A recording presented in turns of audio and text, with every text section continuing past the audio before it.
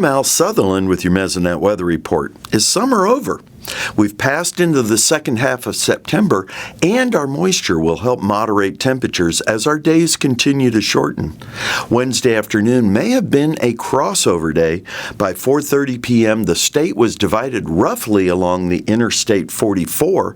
South and to the east, afternoon highs were close to 90. West and north, afternoon highs were closer to 80. As of September 13th, 17 Mesonet sites never recorded a 100-degree day in 2016. 11 more sites only had one 100-degree or higher day. Hollis had the most 100-degree days with 26. Granfield and Hooker had 24. Those counts are low compared to 2011. That year, Granfield had 101 days of 100 or more degrees. Kenton had the fewest that year, 15. 2011 was a record buster for heat. We'll be watching the recharge of deeper soil moisture from this week's rainfall. A soil moisture map from midweek for the 24-inch depth showed lots of variation across the state. Green areas indicated higher soil moisture, brown areas had dry soils. Here's Gary with a look at our drought status and summer rainfall. Thanks, Alan. Good morning, everyone. Well, as usual, we're going to start with our old nemesis, the drought. So let's get right to it.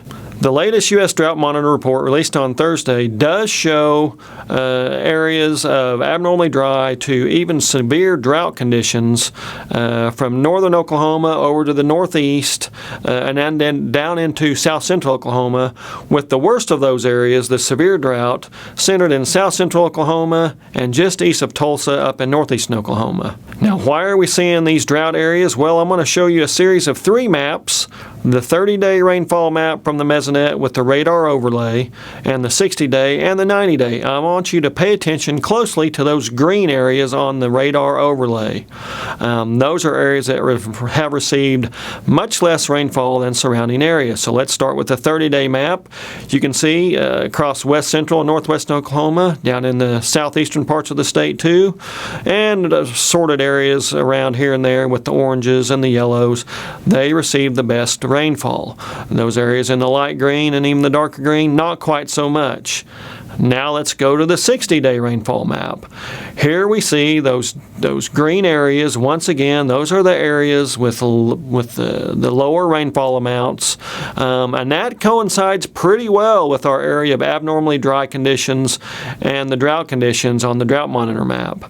Now I'm going to show you the 90-day rainfall accumulation map, and that area, that really a broad area of moderate to severe drought down in south central Oklahoma, really shows up on this map with the greens and the yellows. Those are areas of from 2 to 4 inches of rainfall, and that's through much of the summer.